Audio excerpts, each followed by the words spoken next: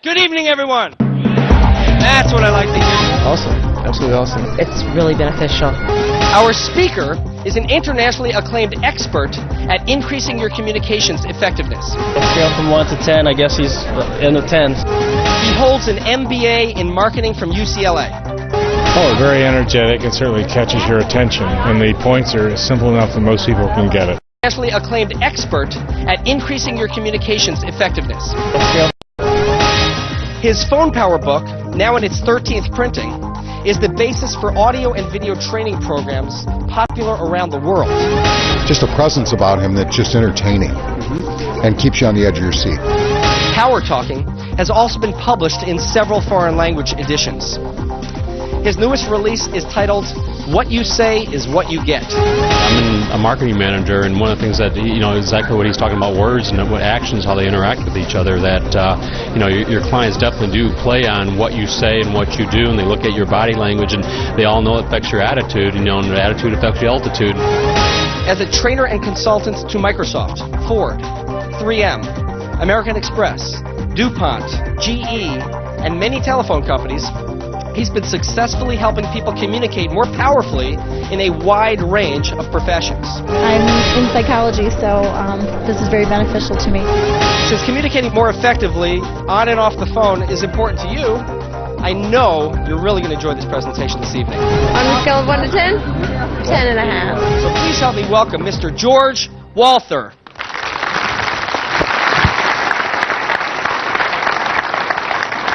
Thank you, Michael. Thank you very much. What a great day we've had today. Wasn't it beautiful?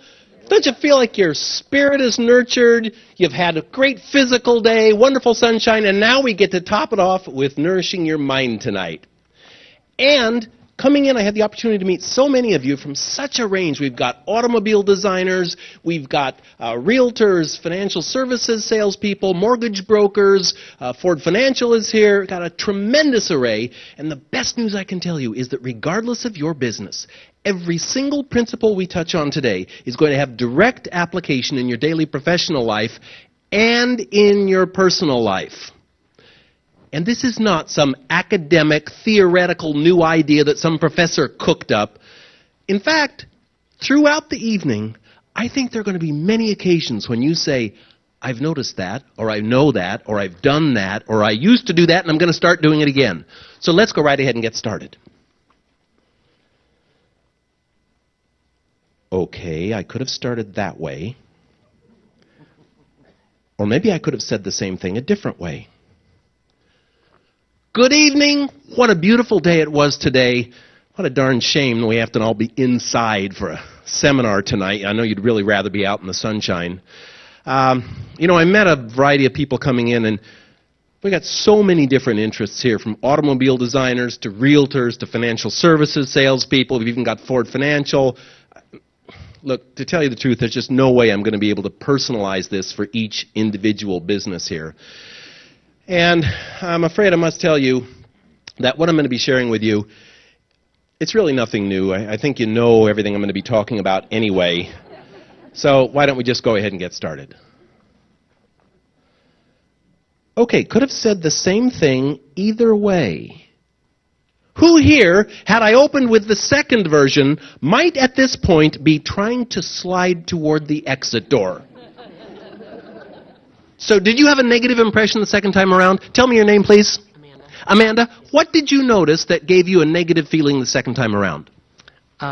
Just the attitude.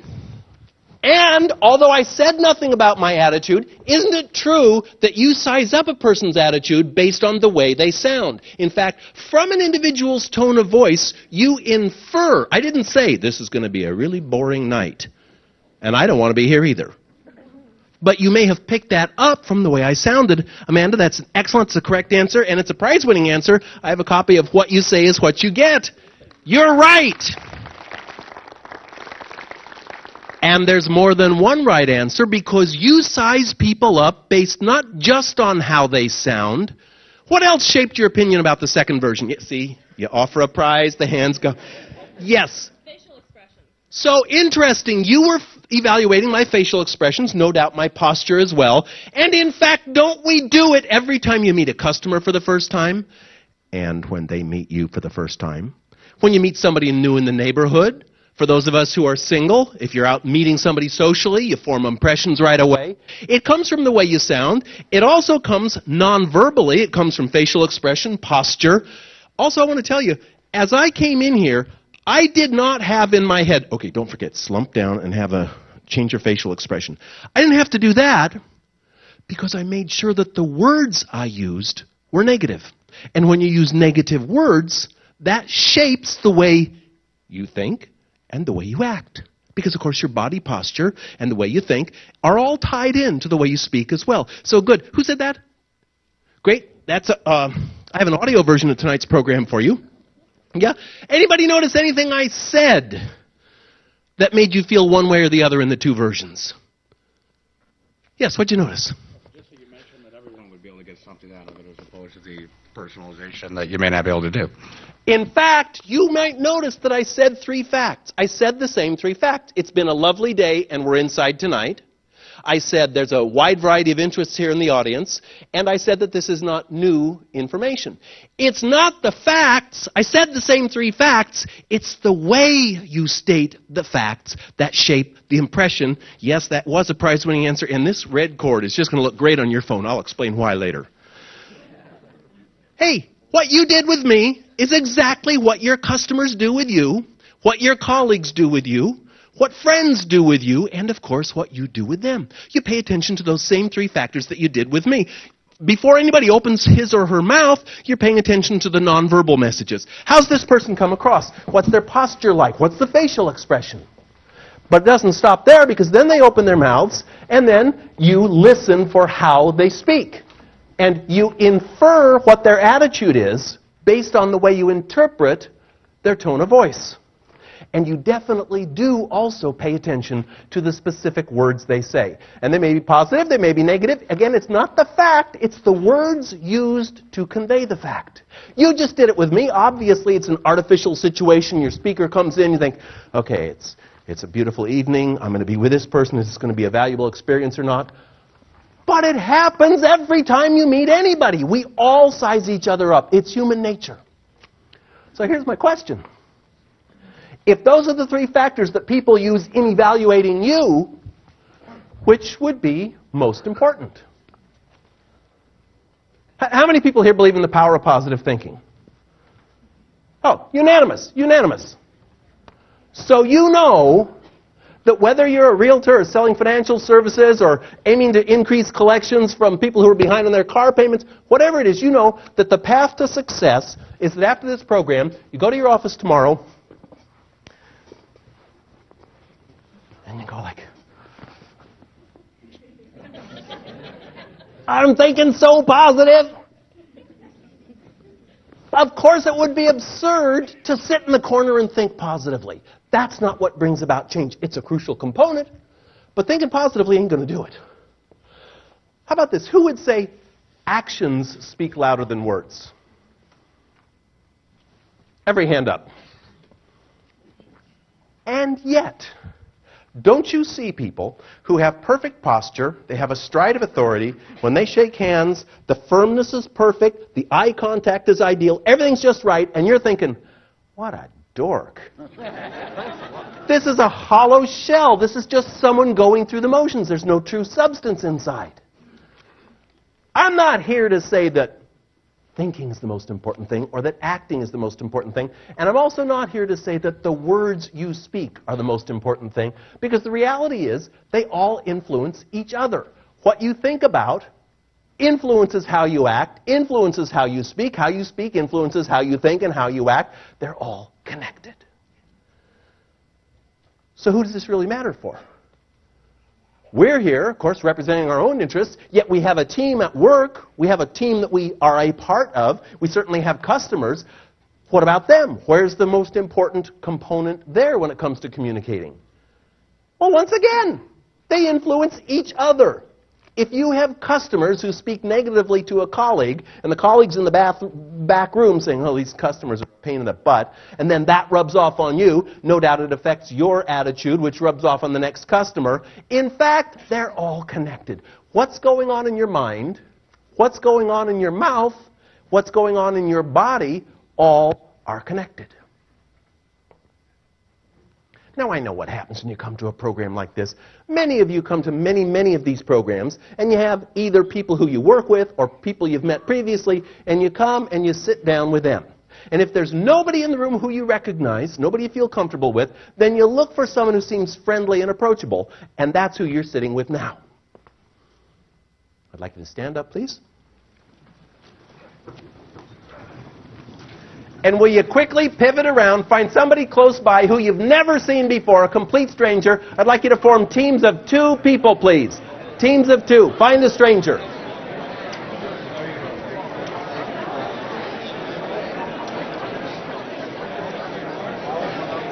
Okay, we're going to do teams of 2, so just find one partner.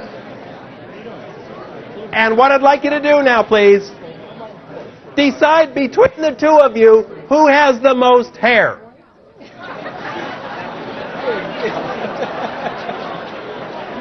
Okay?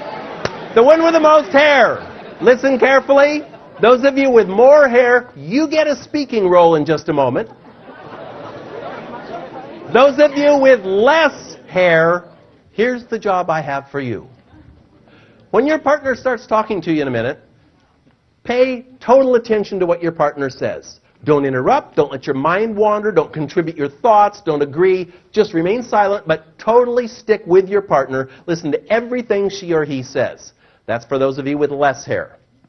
Those of you with more hair, when I say go, what I'd like you to do is tell your partner everything you can think of to say about your personal, all-time, absolute favorite dessert item. I want you to tell your partner, please, what's your favorite dessert? Why do you like it so much? What are the key ingredients? What did your grandmother used to put in it? Where was the best one you ever had? What's the texture, the flavor, the smell? Tell them everything about your favorite dessert. Those of you with less hair, silently listen. Okay, ready? Hairy people, go!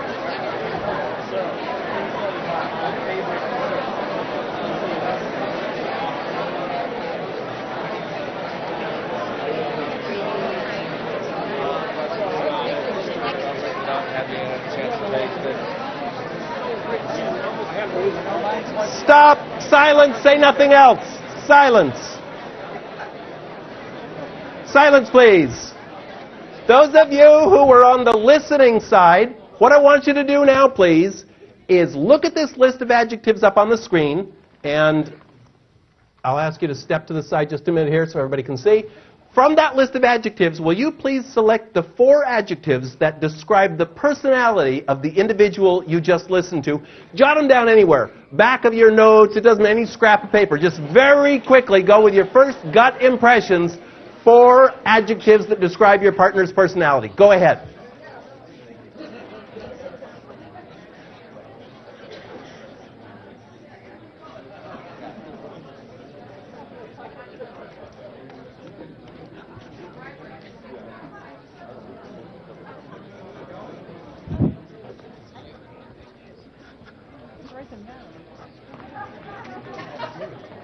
Okay, hey, if you're not done yet, you're doing it wrong. This is not psychoanalysis, just your first quick instinct. No 7-year deal here. Okay, now, will you take your seat, please, or kneel down, stay close to your partner, because what I want you to do now is tell your partner exactly why you picked each of those words. I want you to tell them not just what the words were, but what caused you to say those words? Hell, we better do this by example. Let me do this by example. Let's see. What is your name, please? Mark. Mark, you're our first volunteer. Please stand up. And your partner is who? Sue. Sue. Did you know Sue before? No. Okay, great. Now, may we assume that you were the listener here, Mark? Okay. Sorry, I just want to be sure. So you face your partner and you say, Sue, I didn't know you previously, but now that I've had some insights about your personality, here's how I'd size you up. I'd say,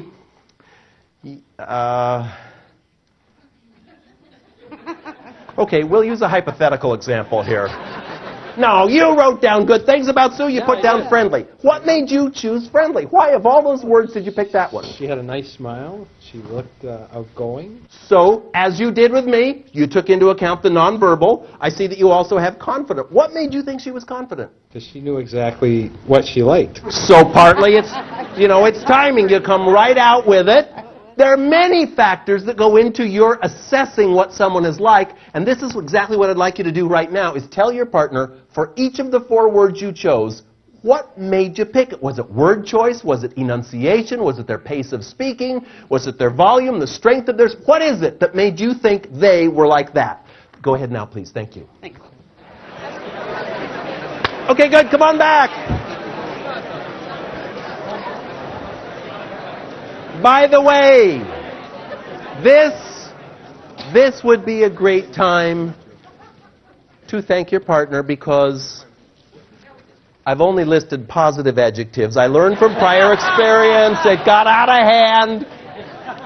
Okay, let me find out. For the half of you who had the assignment of analyzing your partner, how many of you were successful at selecting 4 words from the list that described their personality?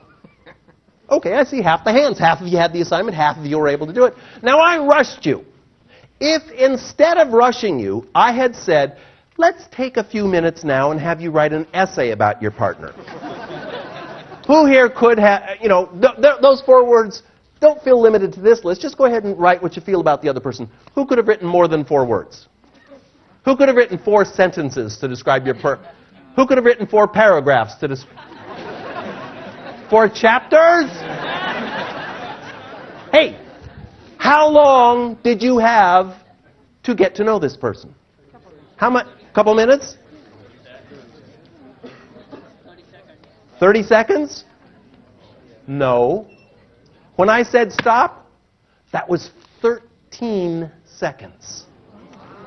In other words, and look, were we not videotaping with the need for lights? I could have brought this house completely black. You would have done exactly the same thing, as if you were on a phone call. If you don't have any visual stimulation at all, if you don't see what they're wearing or what their posture is, you still size them up. Because in less than a quarter of a minute, 3 things happened.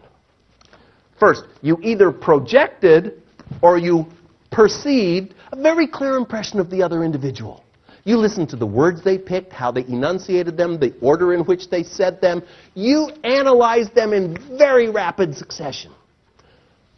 2, you didn't do this by ESP. You weren't going, let's see, I'm getting vibes that you're friendly.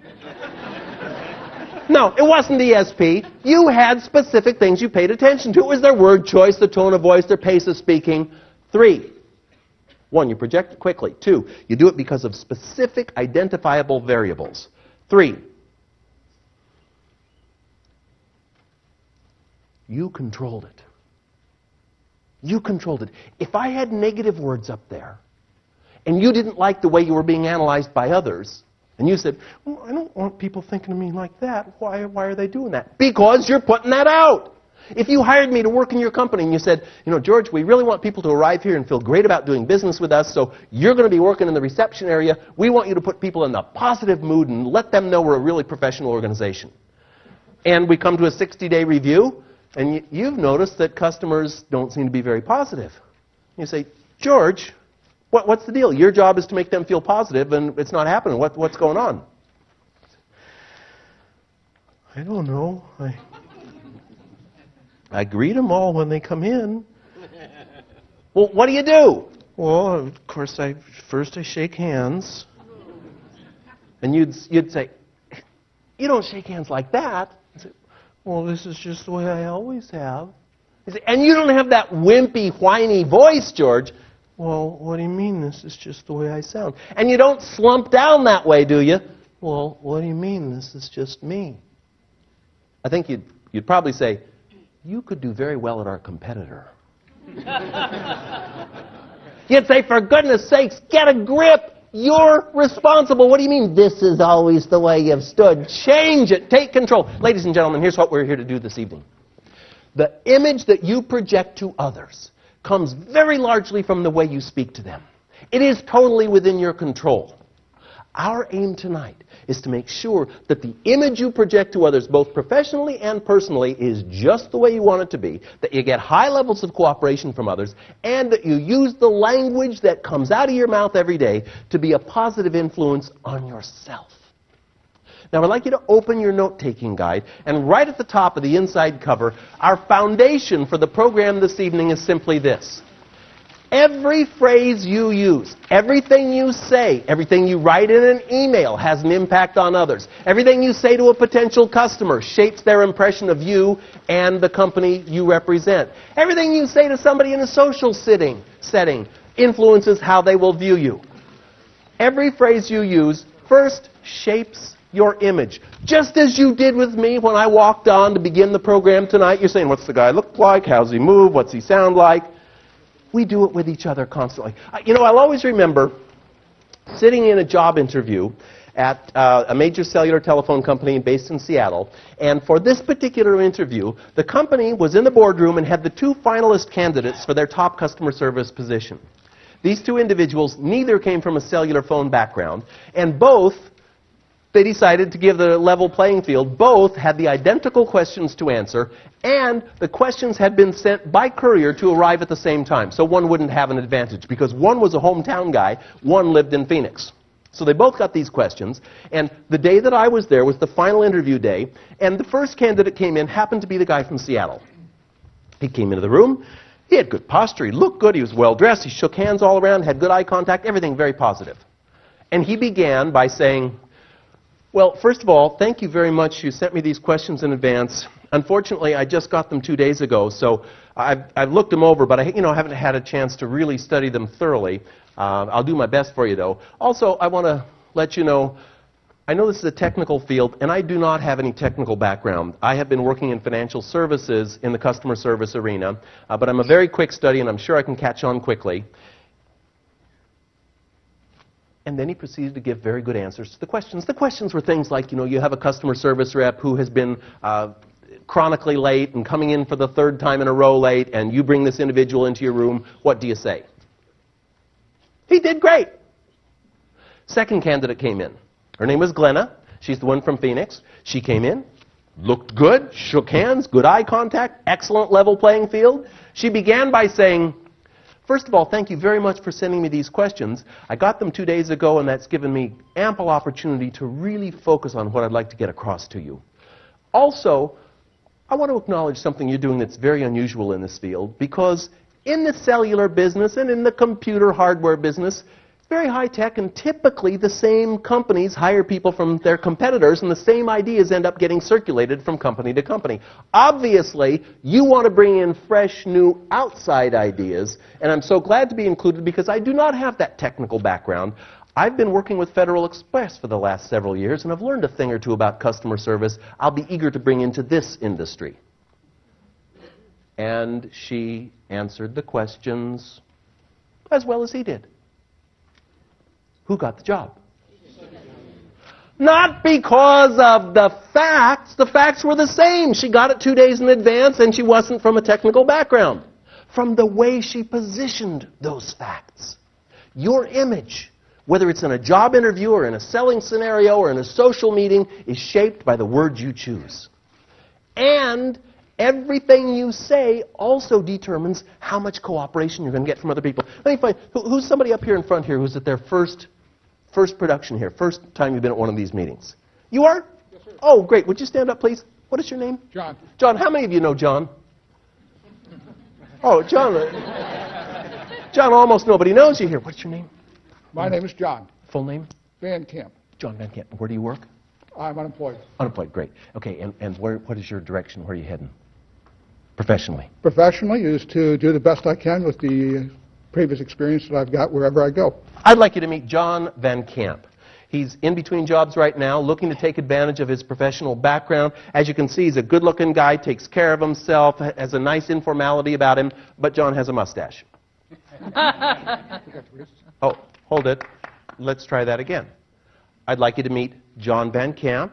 He's between jobs right now. He's going to take advantage of his professional background. As you can see, he's a good-looking guy, takes care of himself, he has a casual way, and he has a mustache. Any difference? One word, 3 letters can make all the difference. If your supervisor brings you in for a performance review and says, well, this is your 1-year anniversary and you've had a very good year, but, think, uh-oh, I'm in trouble. Thank you, John. Excellent mustache, too. Very good. One little word can determine if I want to have cooperation with John, he's going to be against me if I've said but when I might have said and. Because the words you choose guide the levels of cooperation you get from other people. They decide whether they want to buy from you, work well with you, contribute to the team you're on together, based on the way they interpret your attitude about working together. And I want to know who hears what you say. It sure goes out of your mouth into the other person's ear. It might go through a phone wire and get into their ear. But it goes on to your own ear. In fact, your most important listener, your biggest critical component in listening to the way you communicate is yourself. Because every phrase you use programs your own brain. What you hear yourself say in typical interactions with other people shapes what you think about yourself. So, ladies and gentlemen, the importance of the language you and I use every day is absolutely crucial. And it could be as small a thing as replacing but with and. You know, I'll always remember GE. How many people here own a GE product? I think your hand should be up. We all have GE. In fact, if you own a GE product, you'll always find there's an 800 number on it that goes to the GE Answer Center in Louisville, Kentucky. First time GE had me come in to do some work for them, before I gave a presentation, I went out in the call center and I sat with typical individuals to see, you know, what are their calls like? And I sat beside a woman named Miss Cooley. And I listened in on Miss Cooley's calls, and I'll tell you, no matter what you may think of your work, Miss Cooley's work was really not very exciting. You know, all day long, call after call was, how do I change the light bulb in my refrigerator? It opens on the right side, but I want it to open on the left side. My kids have been making water balloons, and now they're jammed into the automatic ice maker. How can I get them out? The whole time I listened to her, there was only one really interesting call. This was from the person who phoned and said, how do I get the fireworks to stop in my microwave? There shouldn't be fireworks. How long have you noticed the fireworks in your microwave? This caller actually said, no, it's been 2 weeks now, ever since my birthday, because my friends gave me this beautiful set of top quality pewter serving plates. And that metal is so cold because they're thick. They're top quality. But I preheat them because I don't want to put my warm food on these cold plates, so I put them in the microwave to preheat them, and sparks start flying. It's like, you idiot! But no, Miss Cooley didn't say anything like that. In fact, Miss Cooley was consistently extremely positive. And I paid very careful attention to her word choice. Here's what I noticed. You want to know where your nearest dealer is? Miss Cooley would never say, well, you'll have to get your zip code and let me then check it and I'll have to cross-index it with your zip code. She would say, I'll be happy to cross-index that with your zip code. You'd say, what's the part number for that soap dispenser cup on the dishwasher? Miss Cooley would never say, well, just a minute, I'll have to check the parts manual. She would say, just a moment, I'll be glad to check the parts manual. Miss Cooley would never say, you know, that's a technical question. What I'm going to have to do is get our engineers working on this, and then I'll have to call you back. She would say, that's a technical question. What I'd like to do is get our engineers working on that, and I'll be glad to call you back. Here's my question for you. If you called Miss Cooley, would it make a difference in your experience of that individual and of GE if she said, you'll have to get that, you'll have to look that up, I'll have to get engineering, I'll have to call you back, versus, I'll be happy to look that up, I'll be glad to talk to engineering, I'd be happy to call you back? Would that make a difference? Yes. In fact, Miss Cooley's personal decision to rid herself of that common phrase, I'll have to, made all the difference. And what about to Miss Cooley? Now, I timed her, I watched, and she handled, in the average hour, 12 calls. In each of those calls, she handled, on average, 3 requests for information. 3 questions to which she could have answered, I'll have to or I'll be glad to.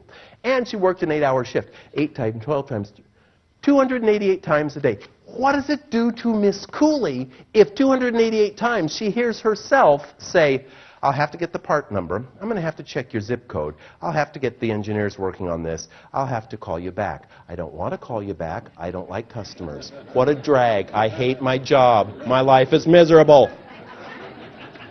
Or she could give herself a little boost each time and say, I'll be glad to check on that, I'd like to get our engineers working on it, I'll be happy to call you back.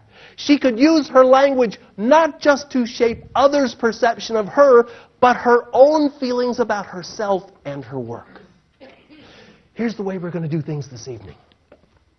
In that auditorium next door is a bunch of losers. We're an auditorium full of winners. Now, if you had a bunch of microphones descend from the ceiling in this auditorium and in that auditorium, and you compared the way people here speak and the way people there speak, you'd notice some striking differences. In fact, I've made it my professional mission to identify and catalog the differences between the word choices of winners and losers. And they are marked. They're very dramatically different. And they fall into 9 categories, 9 trait areas. Tonight, I'm going to explain each of those 9 traits to you with some illustrative examples. And the first is that power talkers, we're going to say people who use language positively, people who are winners. And I'm not talking about rich people, unless you consider having successful careers, good friends, enjoyment of life, healthy families, and probably financial well-being. That whole thing is what creates wealth in our lives. Wealthy people and poor people, winners and losers, talk differently. The first trait of winners, the first language trait, is that they project positive expectations. They let you know that working with them is going to be a positive experience. They don't say what typical people would say, those in the other auditorium. They'd say, Jim, I'm going to have to ask someone in customer service. They'll have to check with the plant. They'll have to call you back. They would instead make a conscious effort never to say, I'll have to, knowing that it's going to create a negative impression and make them feel bad and get lower levels of cooperation. They'd instead say what they'd be glad to do, what they'll be happy to do, what they'd like to do. They make a decision to purge from their daily vocabularies that phrase, I'll have to. And there's so many other ways that project positive expectations. Let's suppose that after the program, you decide you go out for a late snack. You arrive at a restaurant, the greeter is there at the podium, the individual says, I'm afraid I can't seat you until 10. Or that individual could say, I'll be happy to seat you at 10. The fact is the same. You're going to get seated at 10. You can either look forward to it as a positive experience or have it be a negative experience. What are you doing here tonight? Spending the night in this room? No. I don't think so. Spending is a depletion word. Spending says, I've got a certain amount of goodies and I'm going to let them drift away. People who are positive in their approaches to life replace spend with invest and enjoy. Absolutely, I want to enjoy our evening together here today, and I want it to be an investment. I want the time that you invest in here, the energy you put into this program, to give you a tremendous reward, a payback, because you'll be able to use it not just tomorrow at work, you'll be able to use it tonight with your family, you'll be able to use it in your friendships as well as your professional relationships. Power talkers are people who project positive expectations. They say what they can do, not what they can't. They talk about how they want to enjoy and invest their time, not spend their time. They talk about what they'll be glad to do, not what they'll have to do. Now, as I said at the outset, this is not just about your professional life. It doesn't just apply to what you say at work. In fact, how many people here are parents?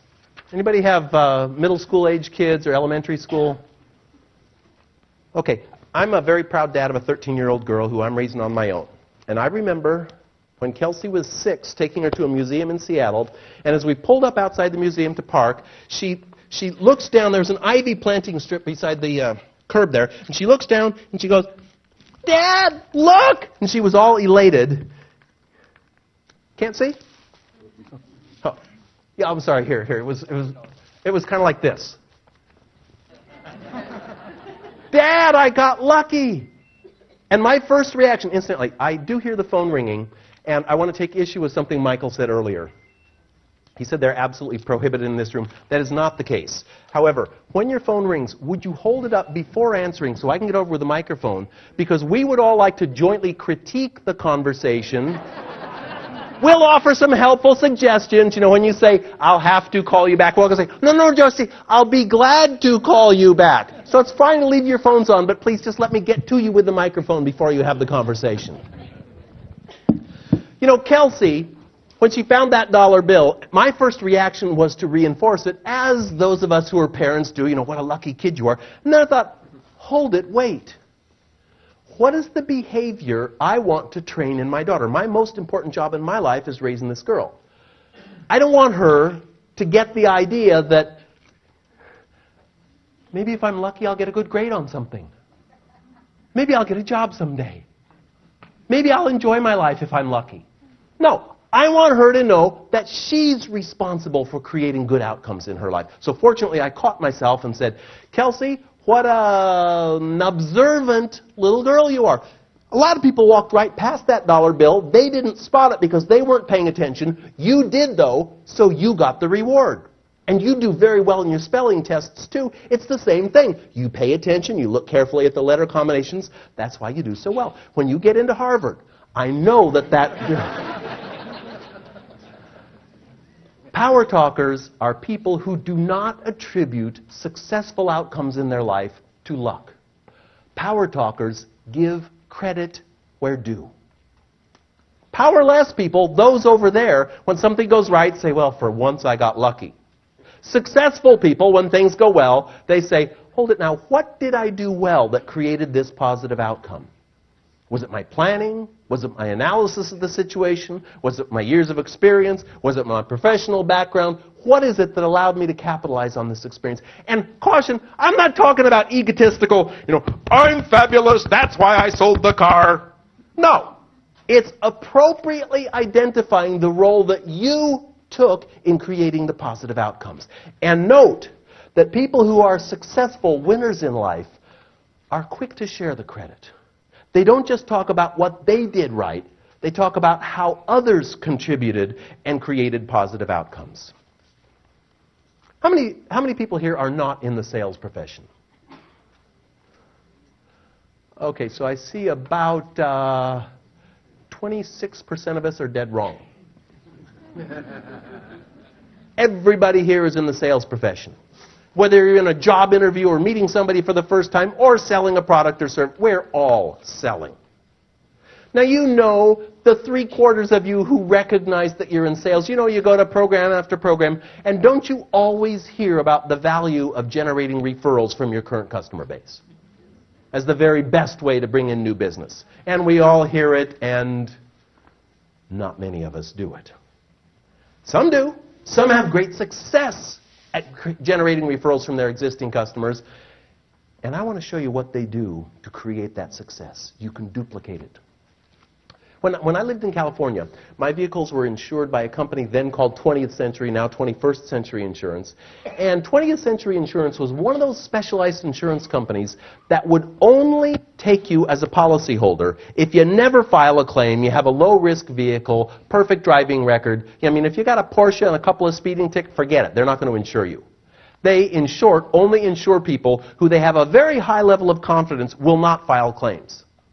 And as a result, their rates are about 1/3 lower than everybody else in California. Now, I noticed that every year, I'd get a call from 20th Century, and it would go something like this. Mr. Walther, congratulations.